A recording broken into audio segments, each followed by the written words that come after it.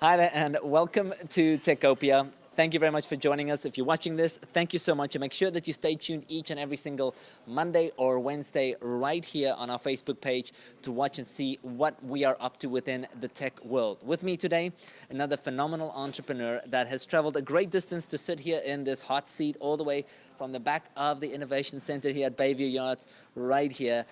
John Gagne, the President and CEO of Masterpiece Theatre. Thank you so much for joining me today. It's a pleasure. Thank you for having us. Yeah, it's my pleasure. And we are going to talk today VR. I mean, it is definitely on the lips of everybody out there. It is, there's so much growth that's taking place. There's so much creativity that's taking place.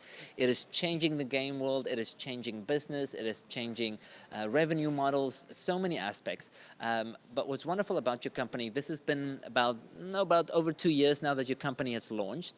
So I'd love for you to share with us a little bit. You are now, your staff is growing, you're literally taking over the back of the Innovation Center. We're eventually going to have to say, okay, it's time for you to go find bigger offices. But let's talk a little bit about, firstly, John, let's talk, why did you start this company? And then what does your company specialize in? And what makes it different than what's currently out there in the market? Absolutely. So it started out about 2.5 years ago. I was, enterprise sales software consultant previous to that. I had experience in machine learning and a whole bunch of different areas, and I was ready to start a company. And right around that time, though, while I was investigating what to do, I tried on a Oculus DK2. It's the developer version of virtual reality headset, and I was just floored. I was blown away on how impressive this technology was and how, it can disrupt so many different types of businesses. So many times you hear like companies trying to push things that, there's not really much organic feedback, but with VR there was just so much coming up. And after trying it myself, it became immediately clear this is what I had to do. So from then on, we started exploring the space. So maybe you can speak to me a little bit. As you say, there is so much that is surrounded, and obviously I think we've really just kind of scratched the surface as into where VR can really go. What is it that it's almost self-explanatory when you see this beautiful image and see Masterpiece, you go, okay, yes, you help create masterpieces, but maybe you could dive a little bit deeper into what it is exactly this platform provides. Absolutely. So what we discovered was content creation and 3D content creation is very difficult to do. It takes a huge amount of time to learn how to do it. It takes countless hours to create the content, and working together as teams, just like we all do, is very difficult to do. And this is what we discovered that VR could allow. It can let you naturally create in 3D to create, artwork such as this, which, by the way, these people creating these images aren't 3D modelers. They're just people that have jumped in our software and easily able to create. So that's the huge value here, that what Masterpiece is collaborative sculpting and painting in virtual reality.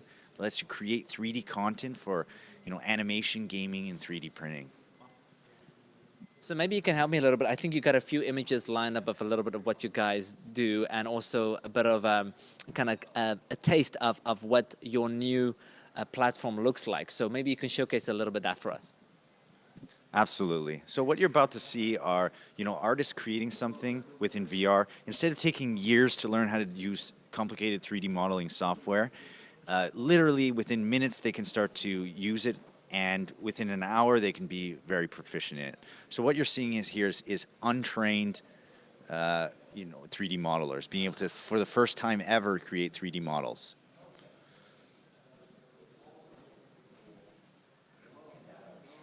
And these are just kind of free-form sketches.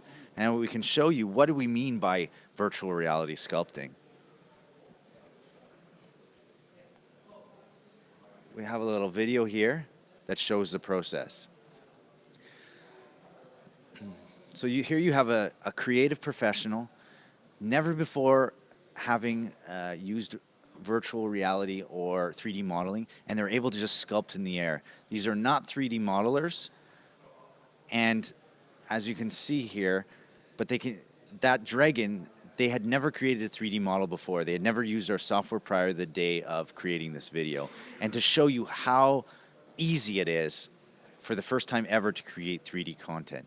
We're also the first in the world here to support real-time collaboration, where you can have a second person, up to 8 people, jump into the same space, and they could be located anywhere in the world, enter the same virtual space, and create content together. They can then, rig it for animation, export it, and use it in the rest of their professional workflow.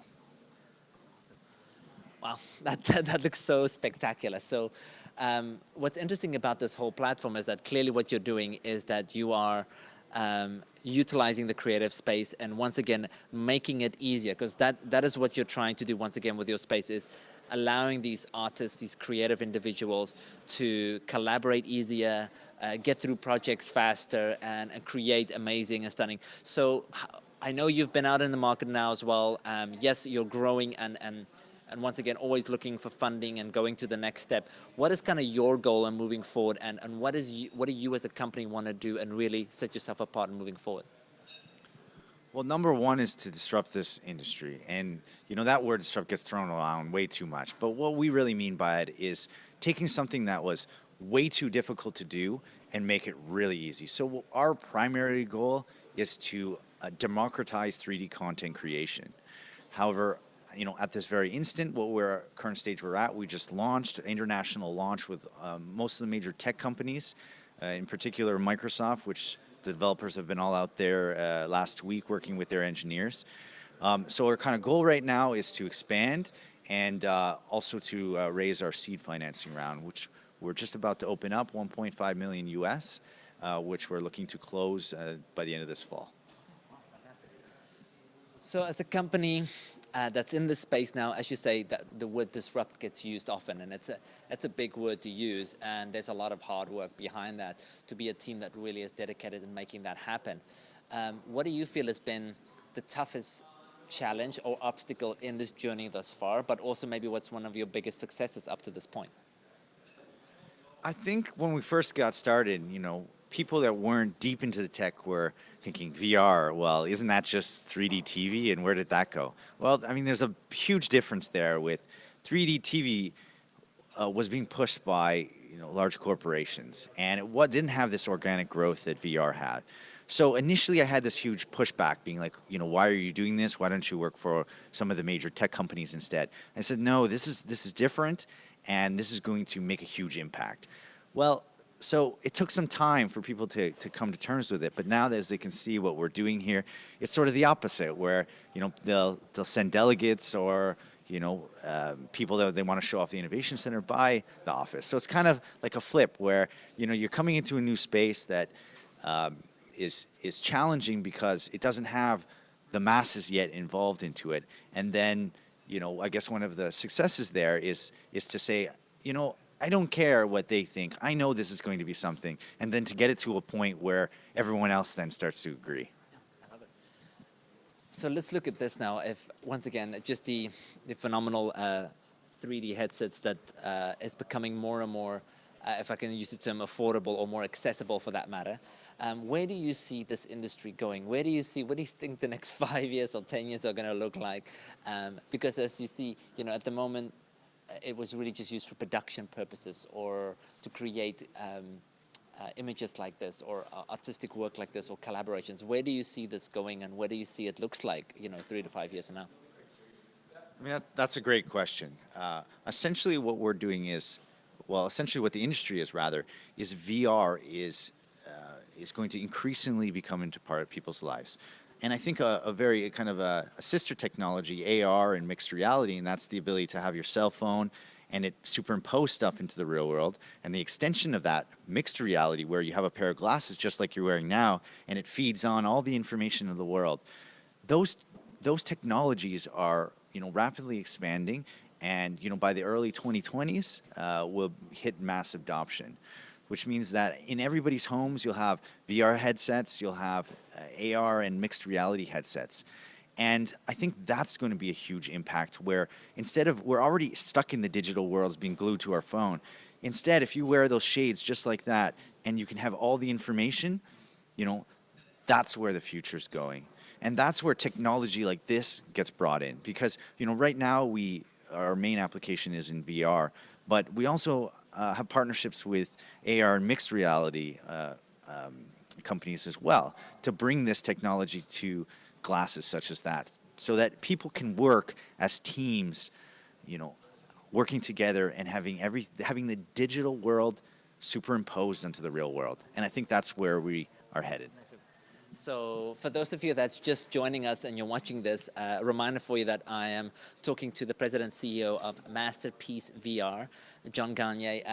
Here behind me is just a little taste of what you are up to. If you want to find out a little bit more, you need to go to MasterpieceVR.com and go find out more about that. Now, when you look at this, we see beautiful work of art, but I guess once again the really underlining aspect of all of this is the amount of data and information that's being created when someone is in a space creating something. Where do you see, once again, that data could be helpful and useful and applying and adding to this realm and adding to what you could do with your company? Absolutely. So, kind of as we were talking about a little bit before, content creation is everywhere. It's in animation, it's in, our movies, it's in our video games, it's in, even at the end there, we have a 3D printer, which is, going to have a huge impact where people can just create what they need and print it in 3D. So the big challenge there is that how many people can actually create 3D content? If you were to room with 100 people, maybe a couple people would raise their hand. Yet, as we move into this digital world, that's a basic necessity. That's a basic task that in the next decade, everyone will need to be doing. Yet there's no tool, there's no basic hammer to create 3D content. And that's where this comes in. It enables that easy creation that then could be used in in movies, in games, in 3D printing, or, if you just need some content for your presentation, this kind of technology will let that happen. Well, congratulations, John, on all the hard work. I know you guys are doing great things, and I think you're just going to get larger and bigger, and we look forward in hearing about your funding and how you guys expand. And I guess I'm dying. I need to always ask this question because it's so nice to sit here in Ottawa. And we're working really hard to change that and how people look at our city. Never mind all the amazing entrepreneurs that's here, but being from here and having to start here your company and growing and expanding, and being surrounded by all these creative individuals and top-notch developers, how have you seen the market change with regards to how people look at Ottawa, how the growth has taken place, and maybe even how the quality of individuals that work here, or even the opportunity to showcase the individuals that here through your platform has really changed? So first off, I'm from Ottawa. I love Ottawa. I've spent a lot of times in other cities, from Waterloo and throughout the Silicon Valley, and people expect that I'm just going to go out and move there, but I'm not. This is a great place to grow a company, and a great place to do innovation. There's tons of great government grants available, and there's lots of untapped resources here where people want to do interesting things. So there's a lot of developers out there to help create these kinds of things, and I think that that gives real value and a strength to any company working in Ottawa. So we're happy to be here. We're going to continue to be here, and I think Ottawa's a great place to create a startup. So there we go. Thank you very much for joining us today. Make sure that you stay tuned and check out MasterpieceVR.com for more creative, exciting, and life-changing VR things to come. Thank you so much, John. It's my pleasure. Thank you.